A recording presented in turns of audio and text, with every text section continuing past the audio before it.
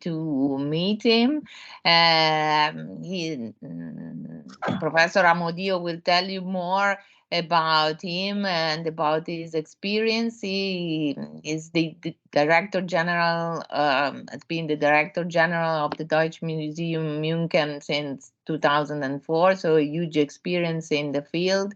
He has been working with very important Nobel Prizes in his field of study, and he has been developing science centers with different kind of competencies. So we really have a lot to learn from him, and the courses I chair as director of the courses that we have been chairing for some time in Italy, and jointly with different universities, because Professor Heckl knows that we have been working jointly with the University of Roma 3, the University of Modena and Reggio Emilia, where I'm full professor, and the University of Bologna, so 3 main state universities in Italy. We are absolutely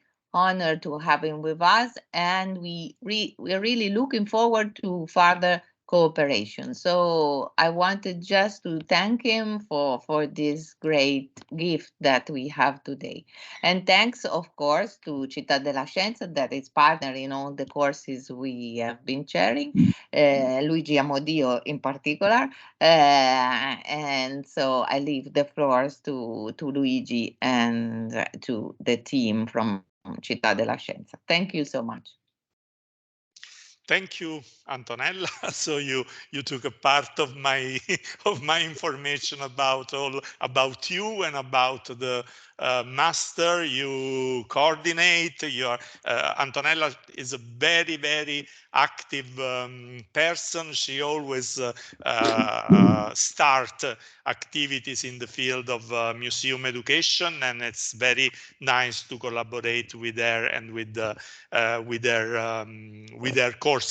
So my name is Luigi Amodio. I am the director of the Science Center of Città della Scienza, and of course I'm very happy, I'm very pleased and honored to introduce this meeting that is dedicated to one of the most important and rich in collection science places in Europe, and not only in Europe, and in the world, that is the Deutsches Museum in Munich.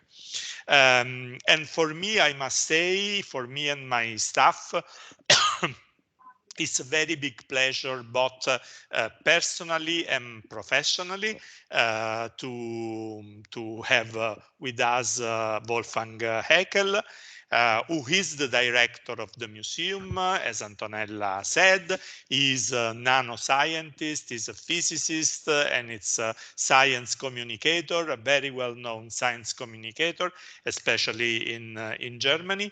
But for us in Città della Scienza, above all, Wolfgang is a dear colleague, and he is a real point of reference,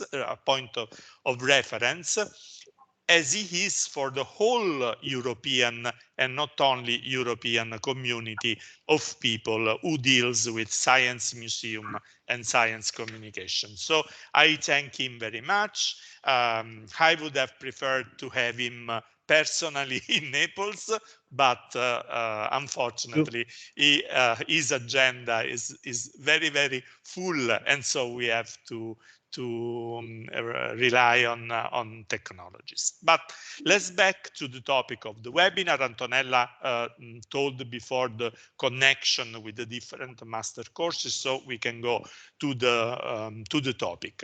As many of you know, maybe because you visited it, the Deutsches Museum is one of the largest science and technology museum in the world, and it was founded in 1906.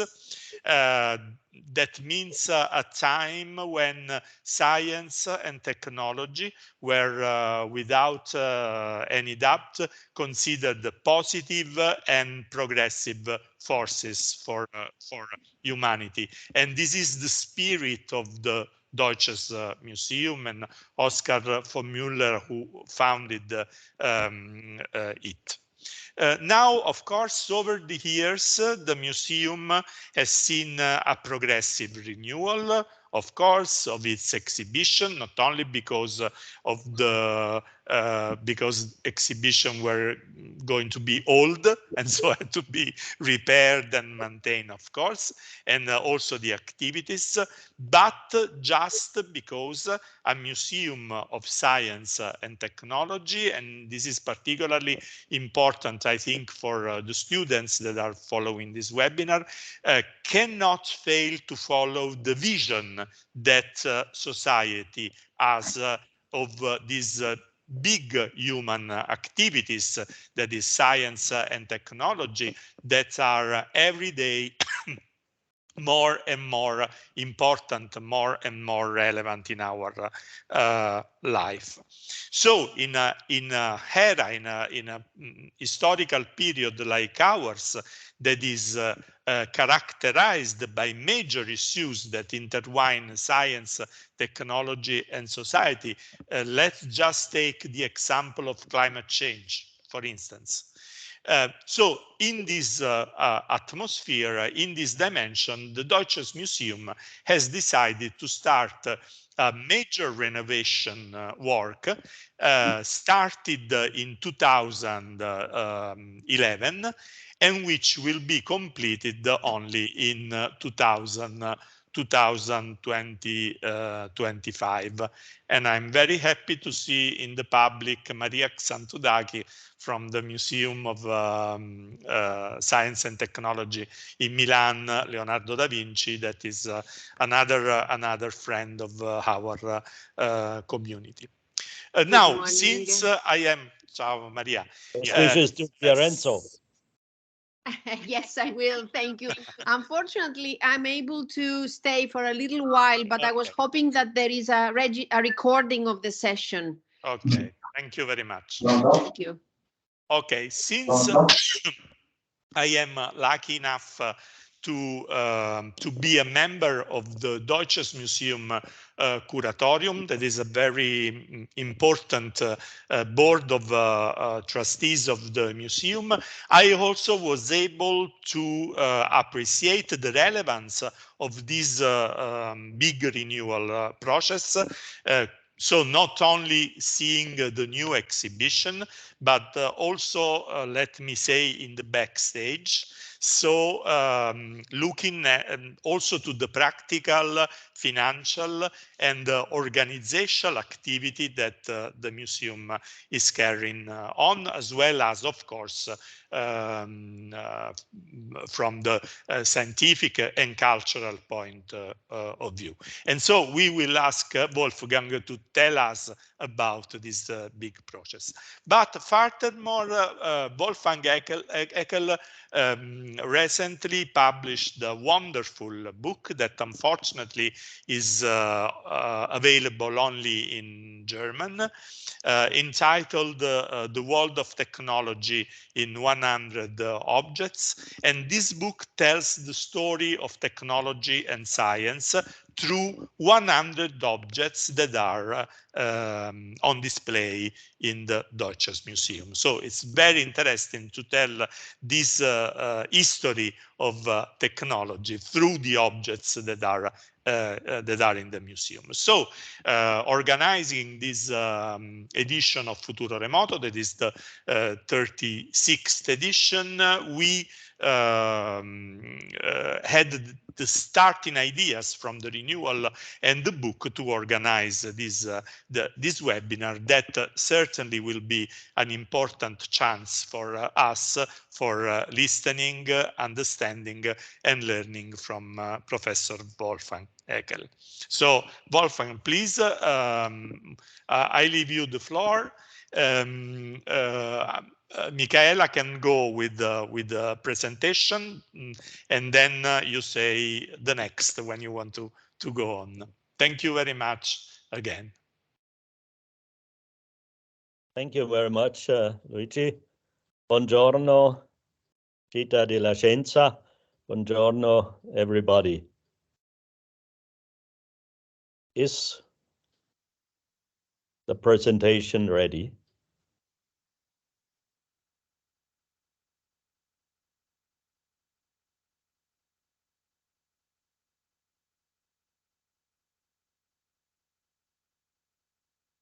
Okay.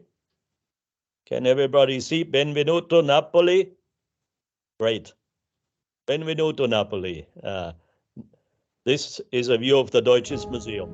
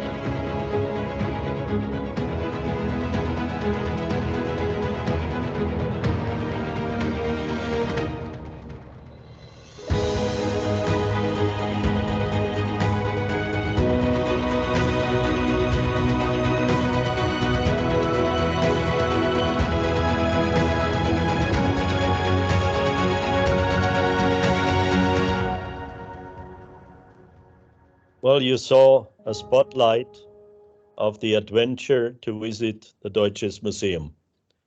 Who we are. Next slide. We are one of the most successful museums, I should say, most successful museum in Germany, since we receive 1.5 million visitors annually.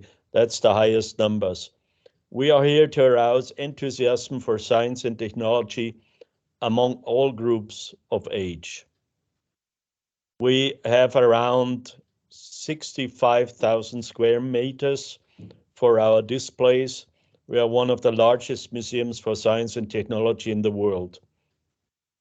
We are engaged as you, so fortunately, in science, technology, engineering, and mathematics, place number one, because we need enthusiasm for the subjects and sensitization for the future to build new engineers, new people to help to share the adventure of science and technology and to help to understand that we have challenges for the future we only can solve with science and technology in society. We receive more than 500,000 visitors under the age of 18. That is, we are important for the future of young people. Our roadmap of the Deutsches Museum is to open up the wholly generalized and renovated Deutsches Museum, the new Deutsches Museum with 23 new exhibitions. We are just right now in the year 22, half through. We, you see a view of the Deutsches Museum surrounded by two Isar rivers, the main rivers in Munich, in the heart of Munich. Next slide, and a view of the Alps. Next slide, please.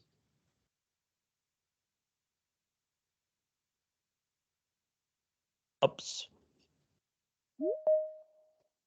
We have several branches. We see here the transportation branch, where we put all our eyes on mobility. Mobility is one of the future challenges for our societies, especially the interconnection between trains, cars, new forms of generalized transportation. Next slide, please. Some highlights in our transportation branch include For instance, Bavaria's largest steam railway, the original Benz patent wagon from 1886, the one and only original first car in the world, but also very modern objects, like, for instance, the Waymo autonomous driving car by Google, United States. And you certainly can see that there is no steering wheel when I sit in this car. And the most modern object we just received last year by the inventor and Nobel Prize winner, Professor Georg Bednorz, is a superconducting gliding transportation vehicle where our visitors can experience to glide without contact over the streets. Next slide, please.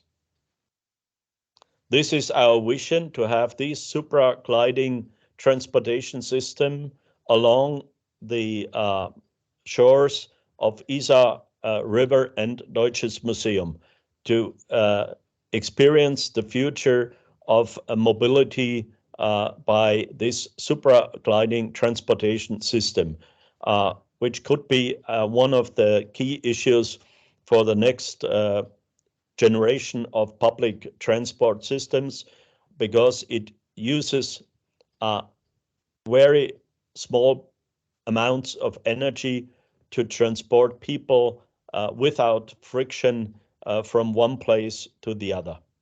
Next slide, please. Now I come to our aviation branch. This is in the north of Munich, located the oldest airport in Germany.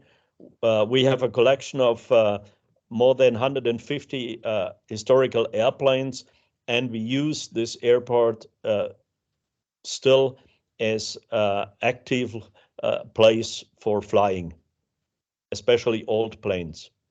Here you can see a view from the top and a view inside one of the huge hangars. We still do collect old airplanes in order to show to the history of flying to our visitors. Next slide. This is should be a small movie. You have to. Jubiläum in Oberschleißheim. Die Flugwerft Schleißheim feiert an diesem Wochenende mit einem großen Fly-In ihren 25. Geburtstag. Zu sehen sind mehr als 50 Oldtimer-Flugzeuge aus 125 Jahren Luftfahrtgeschichte. Die Schleißheimer Flugwerft ist eine Zweigstelle des Deutschen Museums. Das Flugfeld selber feiert heuer seinen 105. Geburtstag. So you saw more than 125 years of history of flying. Next slide, please. Sorry, just a moment. Per favore, il liceo Vico, chiudete il microfono, grazie. Thank you. This is our branch of the Deutsches Museum in the former capital of Germany, in Bonn. It is devoted to the future of Internet of Things, IT, internet technology, and especially computer science. Next slide, please. It's becoming a forum for artificial intelligence, as it is said here, because that is one of the futures of our societies, that we include the artificial world into our haptic world of human beings. And this is to explain how this could work in the future. Here we see the photo of our next branch.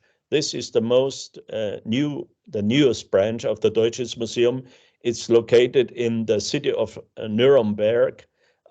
It is our future museum. It does not show any historical objects. It shows only the possibilities, the technological breakthroughs which might or might not happen in the future. It's a truly museum of interactive visitors engagement, since visitors can experience and decide about what would they like to see as the future of science in society. Next slide, please. This is the opening ceremony through our Prime Minister of Bavaria, Markus Söder, who is opening our museum with a laser sword. This has a meaning because we show the motto of from science.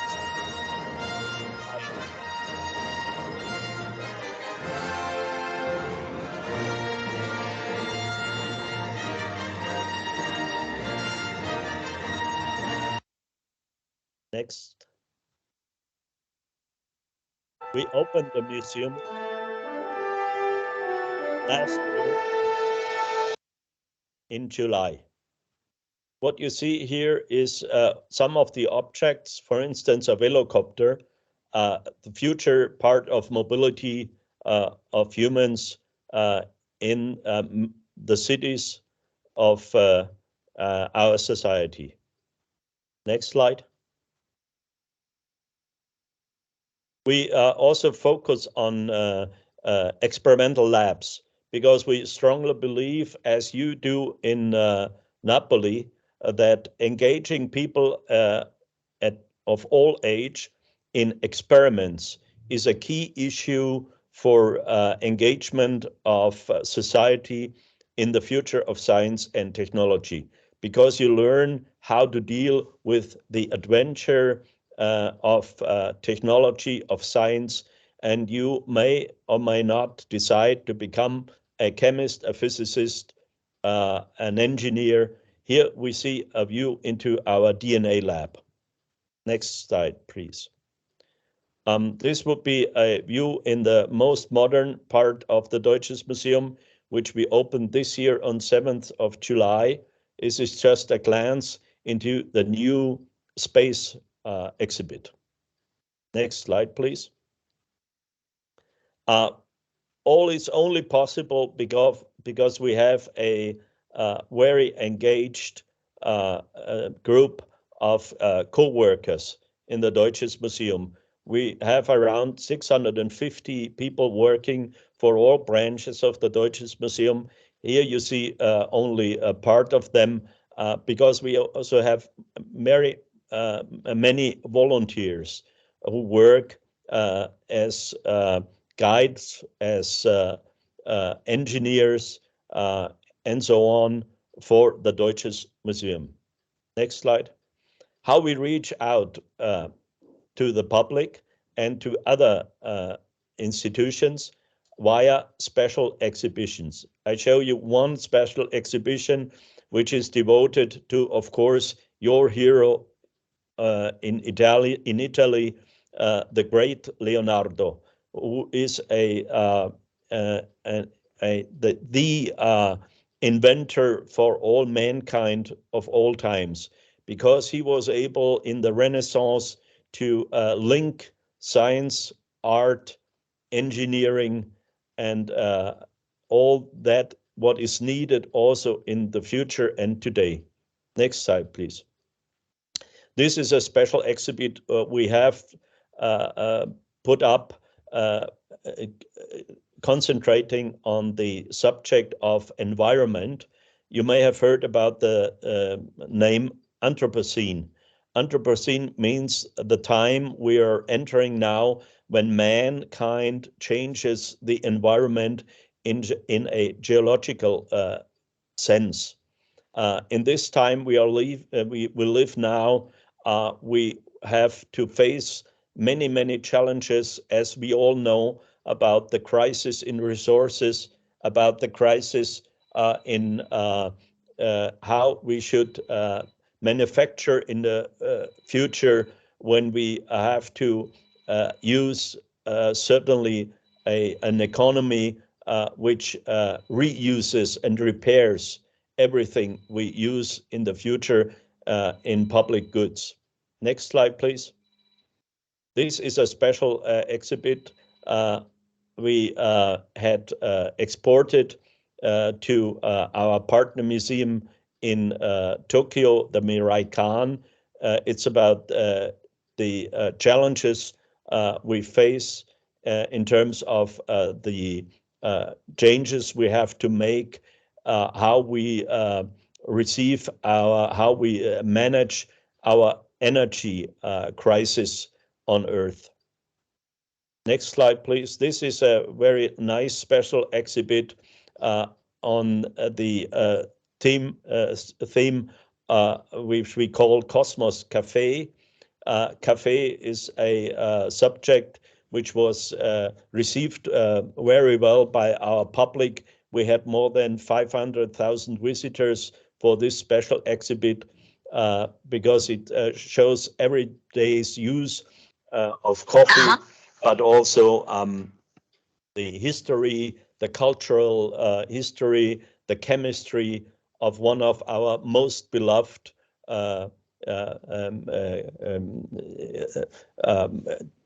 nutrition, I should say. And if I speak of cafe, I think everybody of you is with me. It's one of the most wonderful things.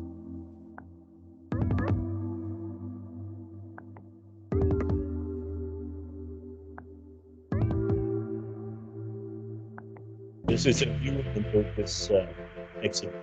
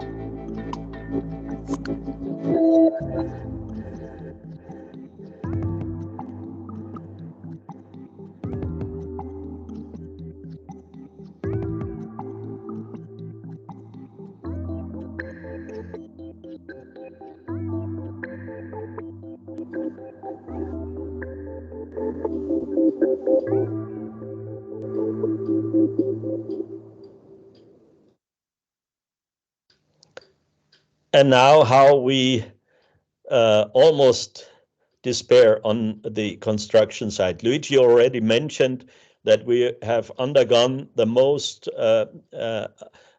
biggest renovation phase since our foundation in 1906.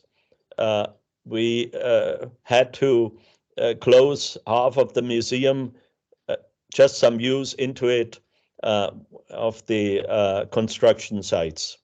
Next slide. It costs about 763 million euro total cost. We are going with 13 years of refurbishment period.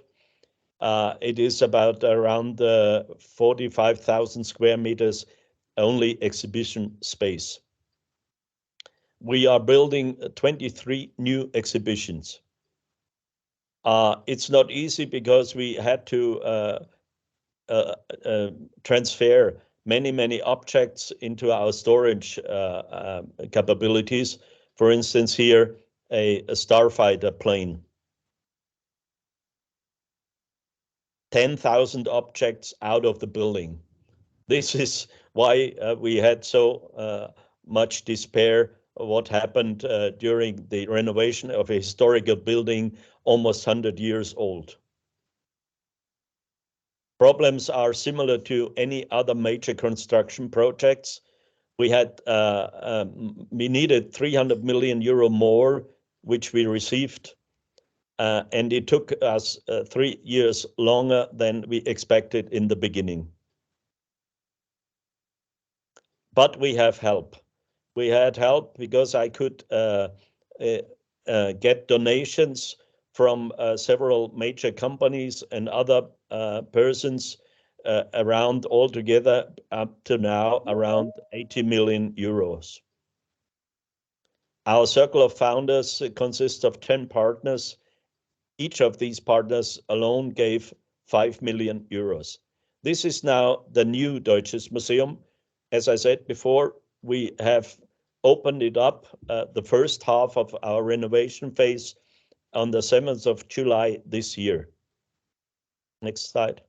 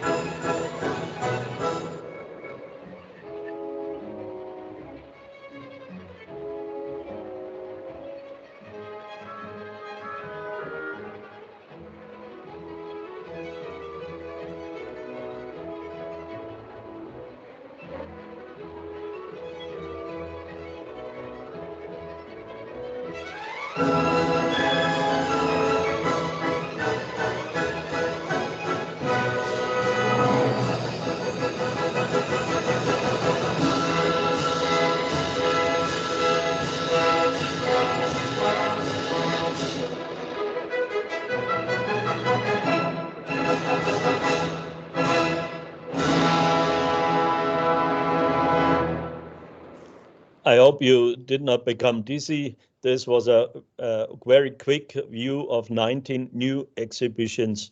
Please come and visit and take your own time. Next slide, please.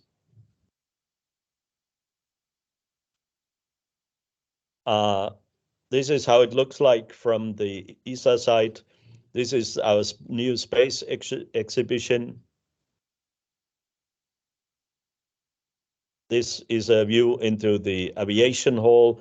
This is a mock-up of our moon rover. Now I come to events at the Deutsches Museum, which is important for our audience. For instance, every year we have the so-called long night of museums. It's probably similar to what you have. One of the most favorite things is our oldtimer rally. We have more than 100 oldtimer cars the visitors can use. Next slide. We do art performances. Here we showed the famous Metropolis art performance based on the famous Metropolis cinema movie by Fritz Lang and music by Giorgio Moroder, including Freddie Mercury's singing. Next slide, please. What is important for our young guests is always the rooftop bar, where we come together and celebrate and mingle up and make new friends. Next slide.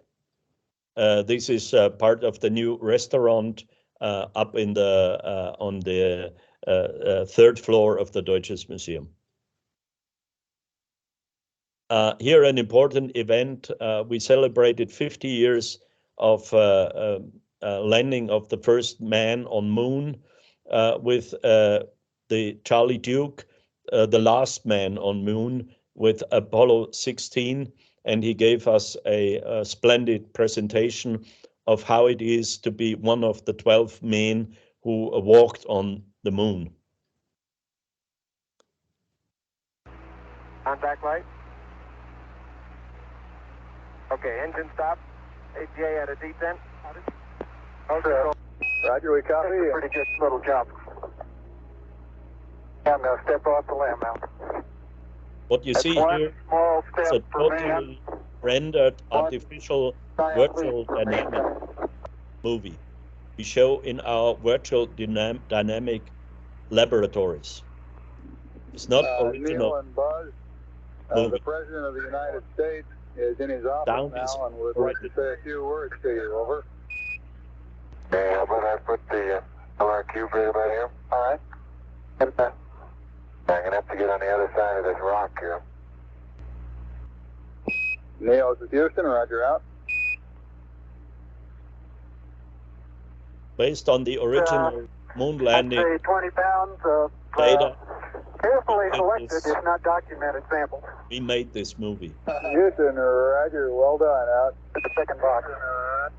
Now start arching your back. That's good. Stage, engine arm ascent, proceed. 2, 1, ignition. Neil Armstrong and Buzz Aldrin came safely back. This is what we show in our new Deutsches Museum in our virtual dynamic laboratories. Next slide.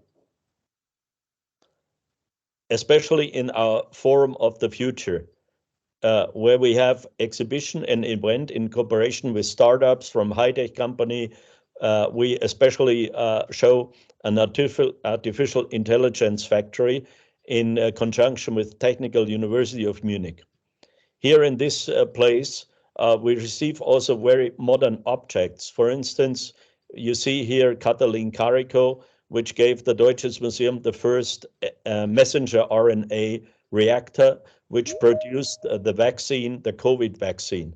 On the bottom right, you see the first Google quantum computer chip, which proved quantum supremacy.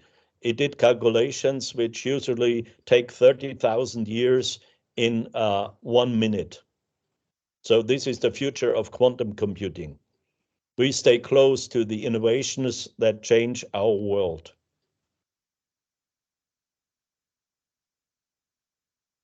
Next slide. The Forum of the Future is for us also a place to hunt for innovation and to get into discussion with our public. What type of innovation do we want in our society? Next slide.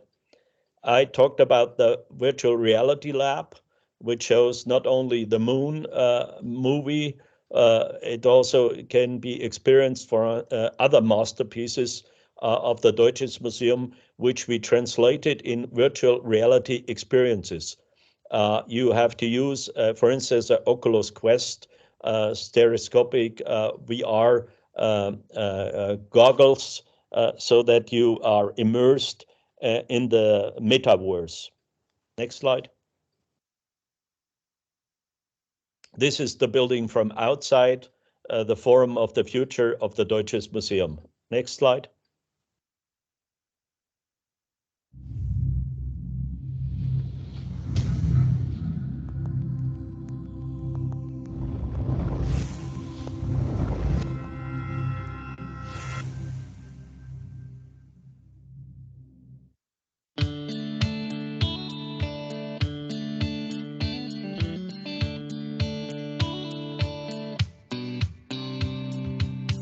Mit dem VR-Lab haben wir die Möglichkeit, ganz besondere Objekte hier im Haus den Besuchern virtuell zu präsentieren. Das heißt, sie können sich dann die Objekte nicht nur in der Ausstellung ganz real anschauen, sondern auch bei uns in der virtuellen Welt. Die Objekte, die man im VR-Lab sehen kann, sind der Benz Motorenwagen, das Mondauto, die Sulzer Dampfmaschine und der Linientagleiter. Sie können dort mit den Geräten interagieren, das heißt, wir können die Maschinen anschalten, Sie sehen, wie der Motor funktioniert. Sie können sich auch einzelne Informationen anzeigen lassen und bekommen so auch nochmal ein ganz anderes Verständnis vielleicht für die Mechanik, für die Funktionsweise von solchen Maschinen. Der Normalsegelflugapparat von Otto Lilienthal, den Sie hier im VR-Lab fliegen sehen können, ist das erste Serienflugzeug der Welt. Er ist gebaut worden von Otto Lilienthal, der schon in den 1860ern als Jugendlicher angefangen hat, den Vogelflug zu studieren. Er hat dann über 10 Exemplare weltweit verkauft. Eins davon befindet sich noch im Deutschen Museum. Auf Grundlage dieses Originals ist das 3D-Modell entstanden, das Sie jetzt im VR-Lab sehen und fliegen sehen können.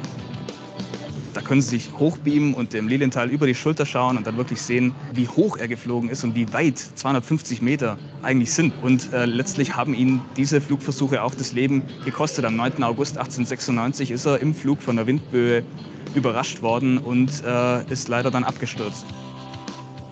Wir wissen natürlich auch, dass für den Besucher auch das Erlebnis ganz im Vordergrund steht, überhaupt erstmal so eine Brille aufzuhaben, in der virtuellen Realität sich zu bewegen. Wir wissen noch nicht genau, wie das funktioniert in der Interaktion, weil das auch für so ein Haus wie das Deutsche Museum etwas ganz Besonderes und Neues ist. Wir arbeiten hier mit einer kabellosen Lösung, das heißt, man kann sich frei auf den Flächen bewegen. Die Bewegung des Kopfes und der Controller werden von 2 Infrarotlampen getrackt, während das Bild, was man in der Brille sieht, gleichzeitig auf einem Monitor zu sehen ist, um den Leuten einen Einblick zu geben, was derjenige, der die Brille aufhat, auch zu sehen bekommt. Die Technologie, die hier zur Anwendung kommt, hat ihren Ursprung in der Mitte des 19. Jahrhunderts. Damals wurde mit stereoskopischen Aufnahmen experimentiert. Die Technik hat sich stetig weiterentwickelt und fand zunächst Anwendung im industriellen Bereich. All right, welcome everyone to the Festival of the Future by 1E9 and Deutsches Museum. Herzlich willkommen im Forum der Zukunft. Ein Hallo von uns hier von dieser Bühne. Schön, dass ihr alle gekommen seid. Willkommen auf dem Festival der Zukunft. This is our new streaming dome. The high quality of life and the lowest possible ecological footprint. That's the formula of the startups, of the solutions, of the business models with which we can fit into that future. So these were startup talks in our new Forum of the Future, where we show the most modern startups in the Bavarian area in aviation, new space, mobility, quantum computing. We want to engage the fascination for innovation. Now we come to publications. Only the one publication which Luigi already mentioned, I show you, The World of Technique in 100 Objects. This is the most concise 700 pages book. It will be translated into, right now into Chinese language, but in the future also into English and hopefully also into Italian and other languages. In this book, for instance, we show one of the 100 objects is the scanning tunneling microscope, which was invented by my teacher, Gerd Binnig, and awarded the Nobel Prize of Physics.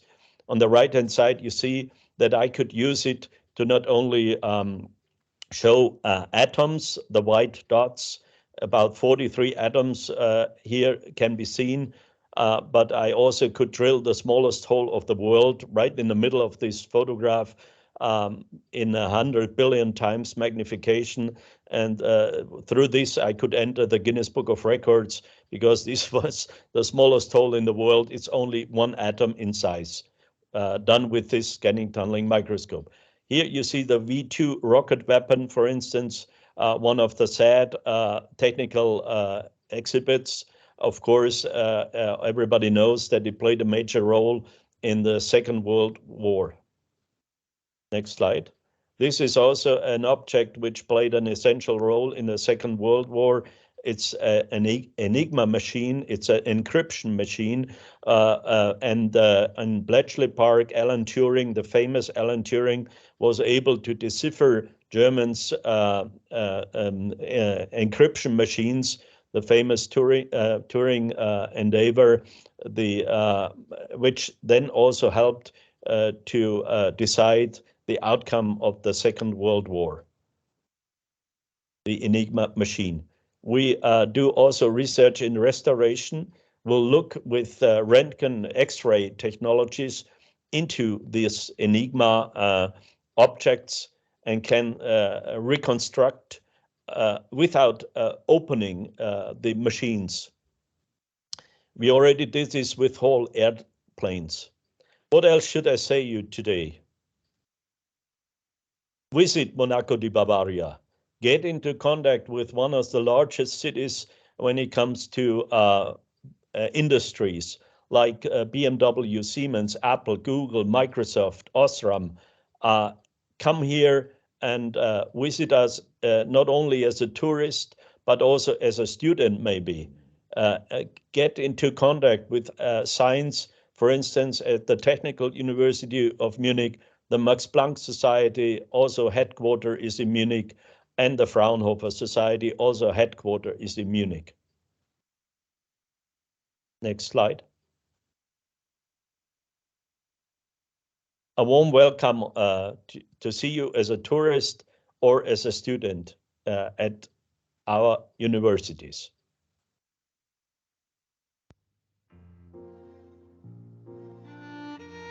Why do planes fly and ships sail across the ocean? How can steam move huge machines?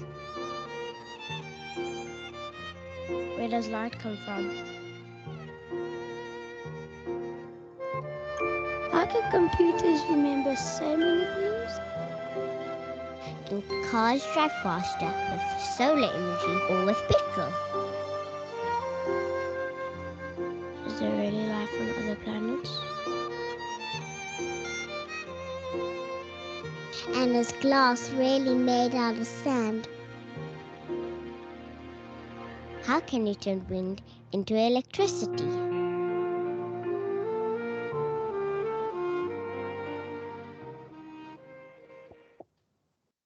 So I'm at the end. Thank you so much for listening. Come and visit and see, please see yourself. Okay, thank you very much, Wolfgang. I clap the hand for everyone, because I think that everyone in the public was very impressed by this presentation and all the wonderful things you do in Munich. And I just have a remark and a question, and I hope that there will be more questions by the audience.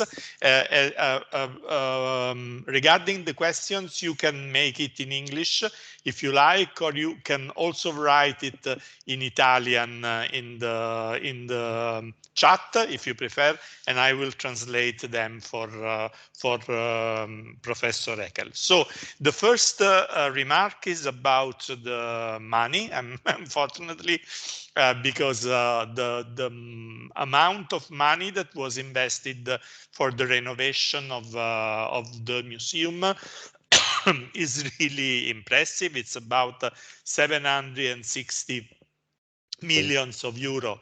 That is a very big sum, and I just would like to confront it with the investment for the new Museum of Science in Rome that finally is going to be done. We hope the first stone is foreseen to be posed in 2025.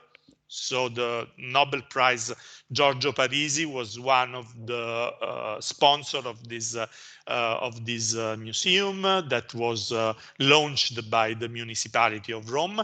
But just to have a dimension of how much Italy invests in science communication and in science museums, the investment was just the 10th part of the money used for the renewal of the Deutsches Museum, that is 75 millions of euros. So this gives you the idea of the relevance that is given to science communication in other countries and in other cities like Munich. But the first question I want to pose you is how do you manage the COVID crisis? Because of course it touched everything. You are less hands-on than other museums, so you had less problems in touching things, etc. But I would like to ask you just very briefly, how do you manage this crisis? And then Anne-Marie has another question that was in the chat. Well, thank you very much for these two questions, Luigi. First of all, I would like to comment, congratulations that you can also realize a new science museum in Roma. Of course, the amount of money which we had to spend in Munich is due also to the fact that we have a historical building on an island right in the middle of Munich with a huge space. Altogether, 75,000 square meters is quite something. It is based on the fact that we believe that the future, the prosperity of Germany depends on education, education, and education, because we are a country which lives on export of technical goods, and therefore we have to engage in the STEM family of subjects to create the engineers of the future. Second, your question, how did we manage the COVID crisis?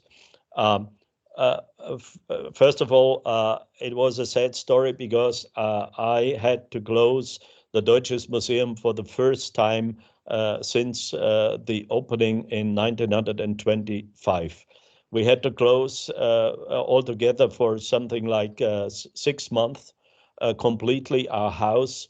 And of course, we had a reduction in visitors by in this year 21 of 50%. But fortunately enough, we recovered completely.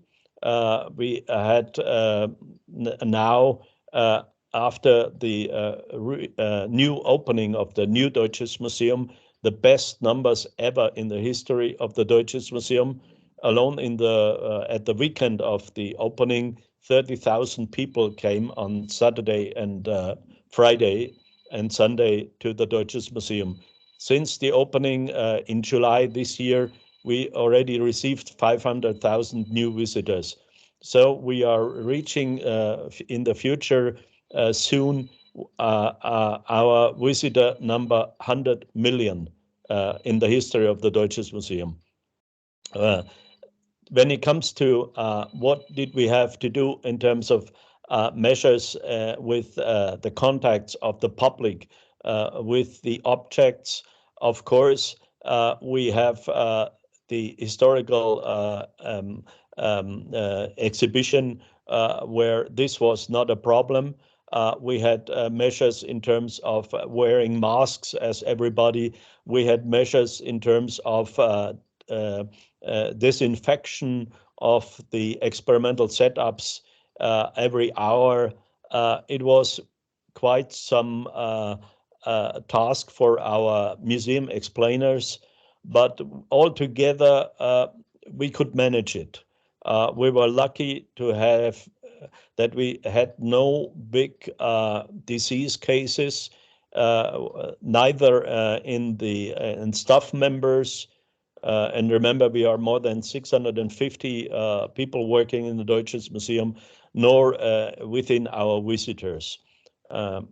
So altogether, we could be, given the crisis, we managed it very well.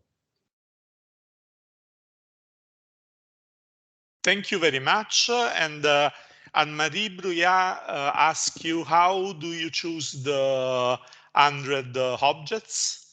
And how can we consider a scientific technological product really innovative in the times? Well, how did we choose? This was quite some diligent process, because the Deutsches Museum has many more than 100 objects. So the task was to choose masterpieces of science and technology, which are icons for technique in society. We start with very old objects and come to very new ones. So we have historical music instruments, as well as the most modern object, which I have shown you, the quantum chip, because they all comprise objects which are icons for the time that changed after the invention. So the first steam engine, the first car in the world, the first X-ray apparatus, they all changed the way society lived from then on. This was the criterion to choose these objects. Of course, we have many more, and we are. I'm thinking of a second edition of this book with the focus on the not invented, also future objects. The ones which society would need. For instance, a hydrogen-based circular energy mobility society, which is probably in the moment a subject of research in the laboratories, but not yet really on the market. But the future of science and technology is based on these new inventions of solutions for the problems of mankind we are facing. And that will be probably the second edition of the book of 100 masterpieces. I call it 100 masterpieces of the future. The second part of the question was, I forgot now. How can we consider a scientific technological product really innovative in the times? So, well, I think I already answered this question, because it changed the way we live. So the quantum chip will change the way we live, because it will change the manufacturing business. For instance, we're entering the robotic manufacturing. We are entering the metaverse. We are entering virtual reality world. We are entering the artificial intelligence in society. Because when we look at a pattern recognition, which is used nowadays in so many instances already in society, this is based, of course, on artificial intelligence breakthroughs. When we use new robotic healthcare systems, operations in the hospital done not by humans but by robotics. This is an example how to choose the icons of science and technology, because only technology which is important for society will remain, will survive. And this is the task of the Deutsches Museum, to get all our people into discussion about the breakthroughs and the future of technological objects in society. Okay, thank you very much. Before giving the floor to Carla Giusti, who has a question, I would like to know how many objects do you have in the museum, and including the branches in Germany? We have around 110,000 objects, from the largest planes of Germany, the Transalp plane of the military forces, through parts of rockets of the Ariane 5, to the smallest objects, which are, for instance, quantum chips. Altogether, around 110,000. We have on display around 20%. Okay, thank you. Okay, Carla, you want to... Io parlo in italiano e poi traduci, okay. Così facciamo prima. Allora, prima cosa volevo ringraziare moltissimo, perché la lezione, la conferenza è stata bellissima, molto capace di raccontarci una cosa molto difficile, perché molto grande, e veramente è stato molto molto bello, molto importante, molto inspiring, veramente grazie, mille grazie. Veramente grazie. La prima cosa che ci tenevo, ma proprio l'ha detto anche Luigi, ma è stata una cosa bellissima, anche bellissimi video ci hanno aiutato a capire questa cosa complessa. Io volevo fare molte domande, poi eventualmente qualcuna la mettiamo in coda. Allora, la prima domanda che volevo fare è: in una condizione così enorme, moltissimi oggetti, moltissima storia, grandissima complessità, enorme, un po' anticipata da quello che hai un po' risposto con quello che hai detto Anne-Marie, la condizione della scelta, cioè la condizione di andare a capire come andare a selezionare dei temi, delle cose, è una cosa che mi sembra molto difficile.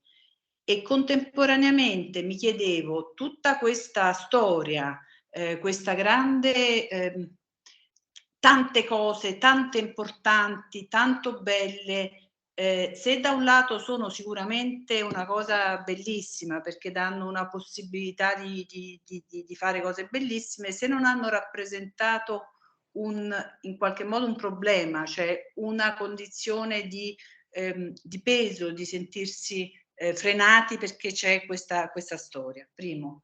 Secondo, rispetto a tutta la cosa delle nuove tecnologie, la realtà virtuale, il metaverso, la realtà, l'intelligenza artificiale, che non solo raccontate, ma ci avete fatto vedere che usate all'interno del museo, questa parte quanto è grande rispetto al tutto e se crea problemi con il pubblico, l'uso di queste parti tecnologicamente molto avanzate e l'uso degli Oculus, l'uso di questi cose molto molto così.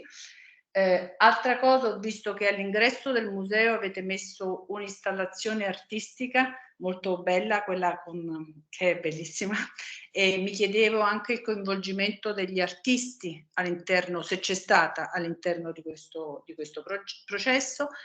E poi molto bella quella cosa dei numeri, il numero di persone, il numero di anni che avete lavorato, il numero di tempo in più che ci avete messo, la complessità.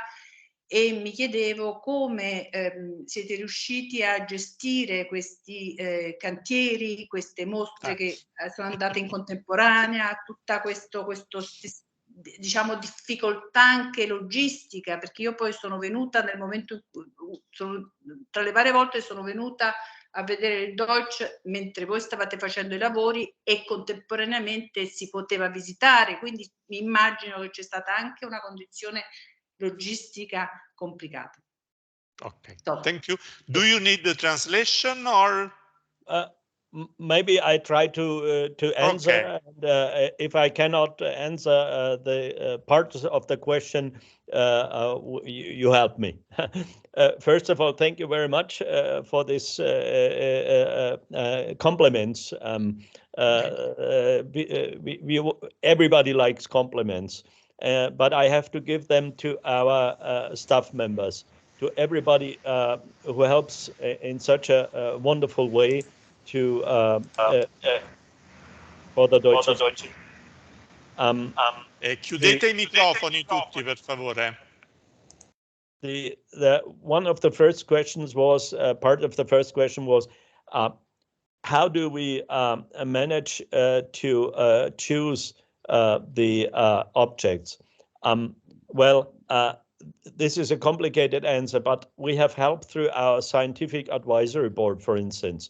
We are very much linked to, since we are a research museum, we are very much linked to the universities, especially in Munich.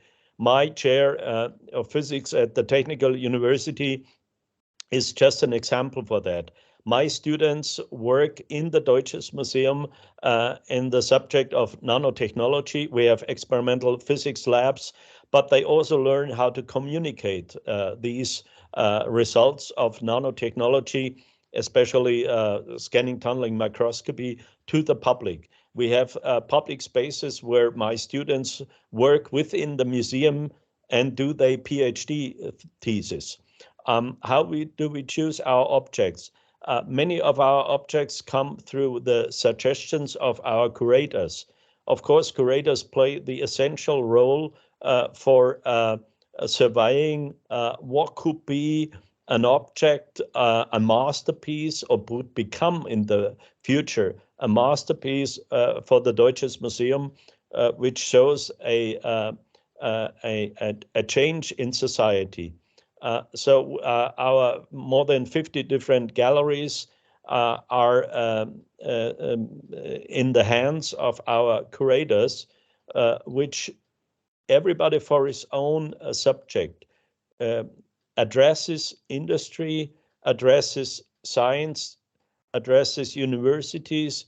Could we maybe work together to bring an object which we believe is especially important to show the history of science and technology in the Deutsches Museum?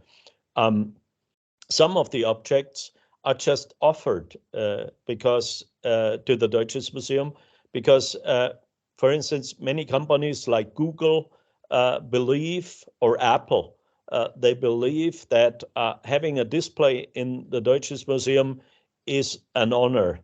For instance, Steve Jobs, the founder, one of the co-founders of Apple Computers, together with Steve Wozniak, he personally brought us the first Apple computer of Europe into the Deutsches Museum.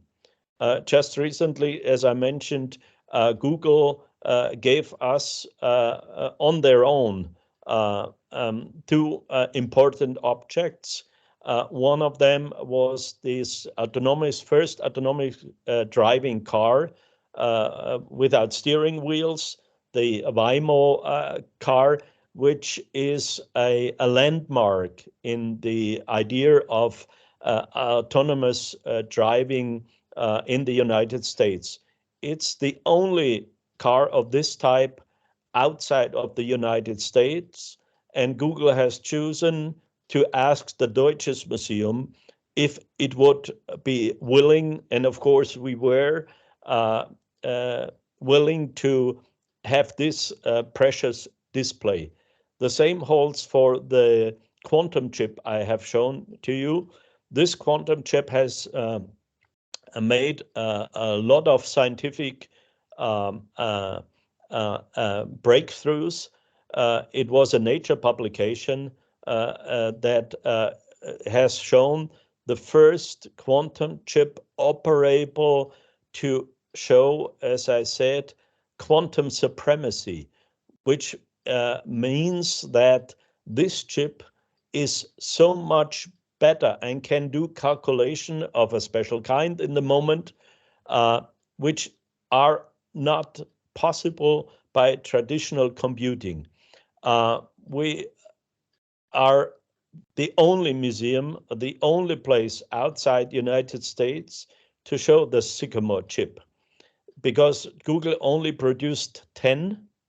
The budget for Google was $1 billion. The value of this chip is, based on just simple calculation, 100 million euro. So we are very proud that Google has chosen the Deutsches Museum to show this. Of course, there are many other objects we would like to have, and I send out letters to scientific institutions, to industrial companies. Could you donate? Because we don't buy. We have no budget to buy. This is not the history of the Deutsches Museum. It only takes donations of objects. So I think this is the story behind how do we receive our objects for display in the Deutsches Museum. Was there the other question was about the virtual reality and multimedia, and by the way, there is another question that is linked to this one by Flora Di Martino. She asks if for creating these products, these virtual reality products, do you select also topics from the curricular school programs, and if you involve the teachers in this production? First of all, the idea is that we are based, and this is the best, as a museum, on visitors which personally come to the Deutsches Museum and see and smell and touch and do experiments with in our labs with the objects. But of course, there are modern ways which were not reachable in the past to show our objects to a much broader community. Everybody on Earth can make a virtual tour through the Deutsches Museum and fly, for instance, through a steam engine, only because we have collaboration with university and public institutions to do these virtual reality programming of real objects which we possess, which we own in the Deutsches Museum. This, of course, plays an important role in when you think about the proposed future of the metaverse of Mark Zuckerberg, because he and we all, and especially our young visitors, are used to the virtual reality worlds when it comes to gaming.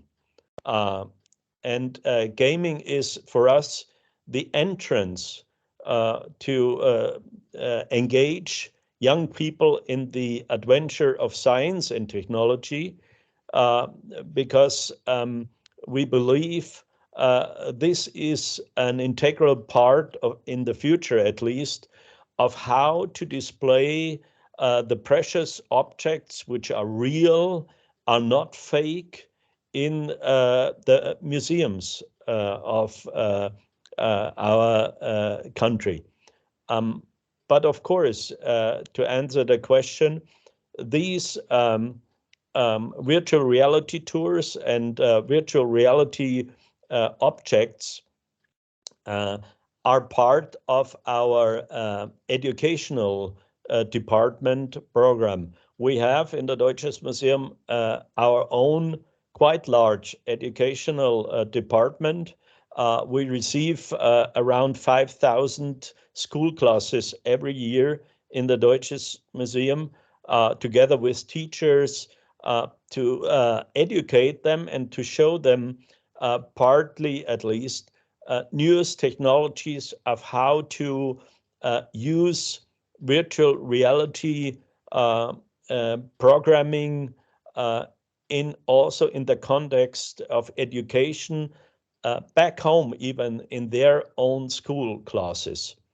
Of course, not every school has the resources and the money to show the most modern gadget of artificial intelligence programming,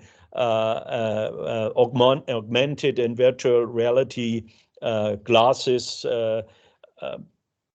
But we consider the Deutsches Museum as one of the places where school classes together with teachers can spend, and we have also apartments for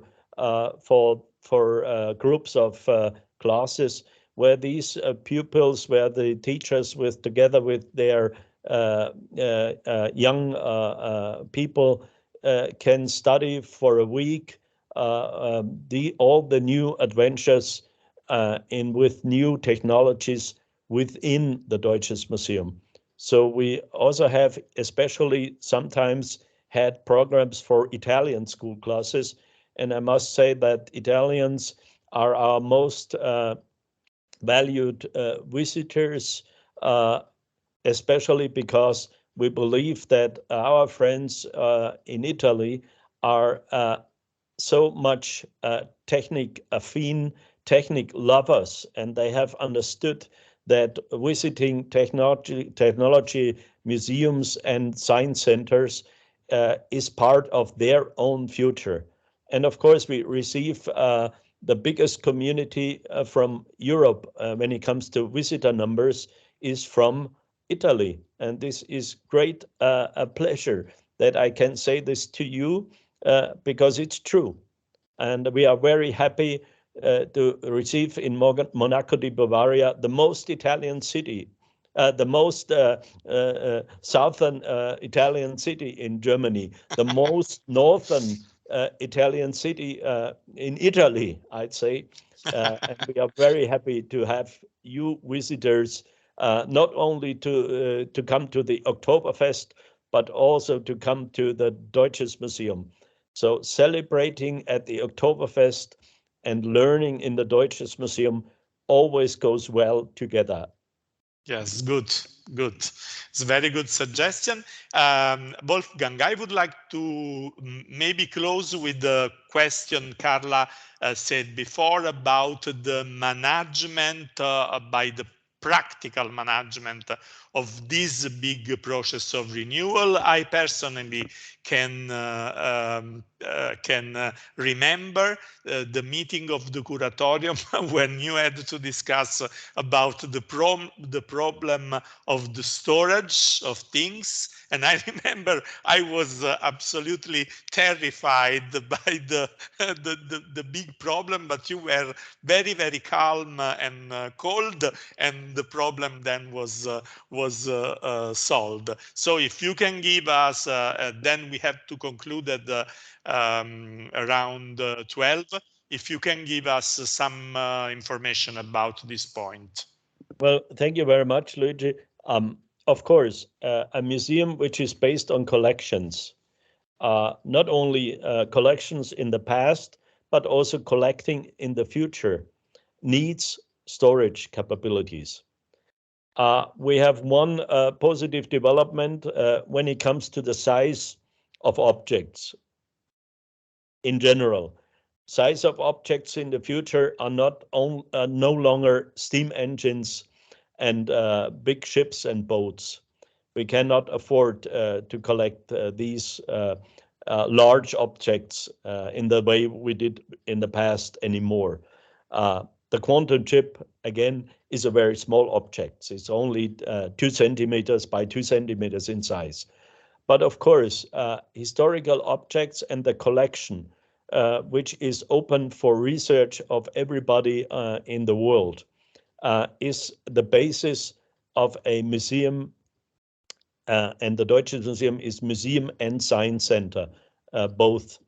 And therefore, the storage room needs to be expanded all the time in the future. This is linked, of course, to the question of how can we finance this? And the financing of a grant solution for the problems of limited depot space of the Deutsches Museum is not yet solved to date, I must admit. We are in very intense discussions to raise the money. It's around 100 million euros, which we would need to build a real contemporary storage, central storage building. The size should be around 50,000 square meters, which is, of course, huge. And remember, it's for around 110,000 objects. We are still fighting and struggling to raise the appropriate amount of money for that. It's not yet solved, Luigi. But it will be for sure in the next future. We hope. Everybody hope.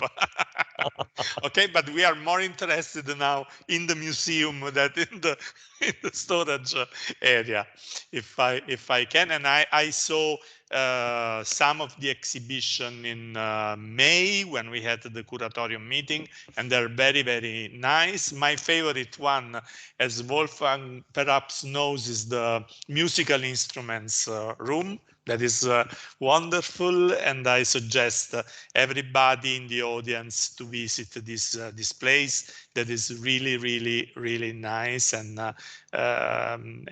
it's one, I think, of the best science and technology museum in the world. So I thank you very much, Wolfgang. I hope that you will be able to come to Naples as soon as possible, and you are always welcome. So you just have to decide.